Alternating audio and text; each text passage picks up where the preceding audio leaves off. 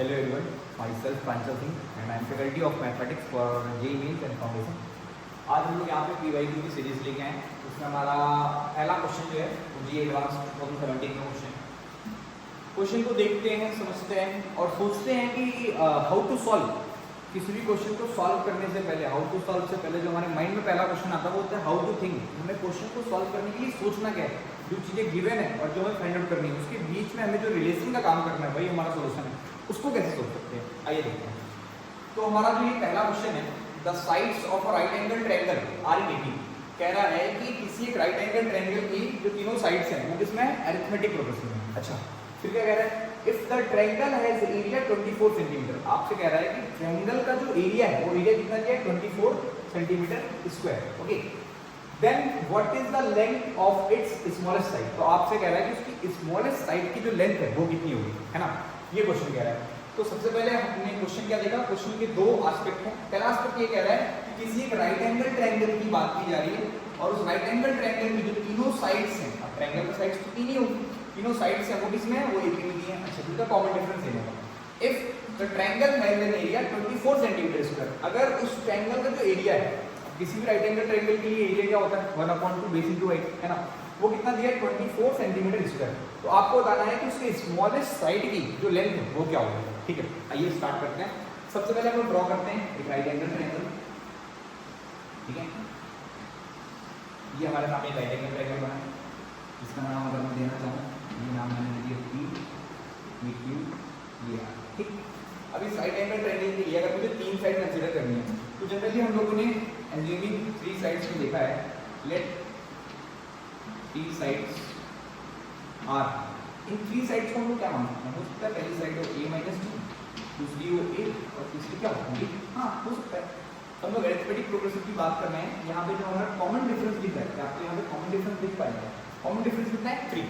ठीक है, तो हम लोग कह सकते हैं कि कोई भी राइट एंगल ट्रायंगल की 3 साइड्स जो कि एपी में है, हमने मान लिया एक है a-d, दूसरी है a और तीसरी क्या है, a+2। ठीक है, अच्छा, जब भी हम लोग राइट एंगल ट्रायंगल की बात करते हैं तो हमारे लिए परपेंडिकुलर और बेस साइड जो भी हों, लेकिन एक बात तो श्योर है कि इसकी हाइपोटेनस होगी वो हमेशा सबसे क्या होती है, लार्जर साइड होती है। मतलब यहाँ पर मैं कह सकता हूँ ये जो होगा ये a+d होगा और इन दोनों में से कोई भी एक हो सकता है, ये a हो तो ये हमारा a-d होगा, और अगर ये होगा तो परपेंडिकुलर क्या होगा, a-d, उससे कोई इतना इम्पैक्ट नहीं पड़ेगा। ठीक, अच्छा, अब क्या कह रहे हैं, आपसे कह रहे हैं कि इसका जो एरिया है वो एरिया कितना है, 24 सेंटीमीटर स्क्वायर। ठीक, अच्छा, अब आप मुझे बताइए area of triangle, right angle triangle के लिए क्या होता है, ये होता है हमारा 1/2 बेस इनटू हाइट। अच्छा, तो एरिया दिया कितना है, एरिया हमारे पास दिया था 24 सेंटीमीटर स्क्वायर। वी कैन से 1/2 इनटू बेस कितना है, बेस है a-d का, ओके, और हमारा हाइपोटेनस कितना है, base into height, h for height, is equal to कितना है, 24। We can say what, a into a-d is equal to 24 to the 48। ये हो गया। तो यहाँ से मुझे एक रिलेशन मिला कि जो इन दोनों की स्मॉलेस्ट दो साइड होंगी उन दोनों का प्रोडक्ट कितना होगा, 48 होगा। ठीक है, अच्छा, इसको मैं रखता हूँ तो इसको फर्स्ट क्वेश्चन करता हूँ।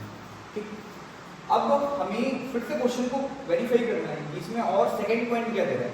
तो देखिए अच्छे से पढ़िए, the sides of a right angle triangle. Right angle triangle, जब भी कभी हम राइट एंगल ट्रायंगल की बात करते हैं तो हमारे पास एक थ्योरम होती है, we can say according to Pythagoras theorem. Pythagoras theorem क्या कहती है, किसी भी राइट एंगल ट्रायंगल की हाइपोटेनस का स्क्वायर जो होगा वो बिल्कुल इक्वल होगा उसके परपेंडिकुलर के और उसके बेस के स्क्वायर के। ओके, तो हम लोग लिख सकते हैं व्हाट a+b का whole square is equal to कितना, a का स्क्वायर प्लस a-d का क्या, होल स्क्वायर। लिख सकते हैं, हाँ लिख सकते हैं।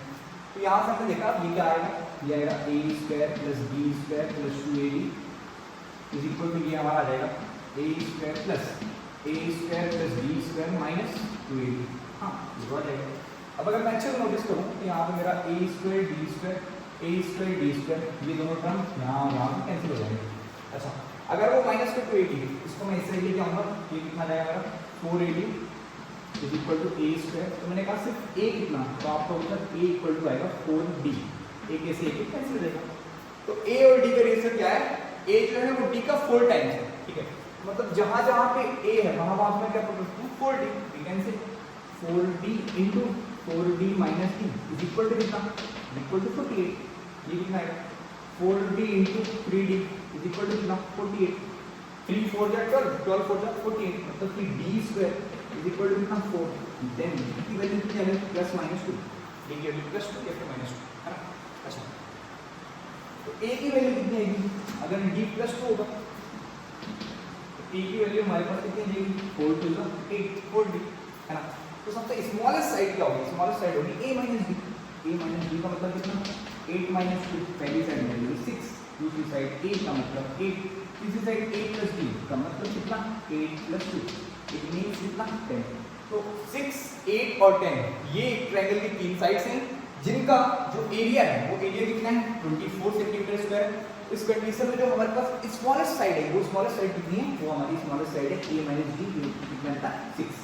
तो हमारा जो राइट आंसर होगा वो क्या हो जाएगा 6। इस तरीके से हमने क्वेश्चंस को बेसिक जो हमारे पैरामीटर्स थे उनकी हेल्प से सॉल्व कर दिया। ठीक है।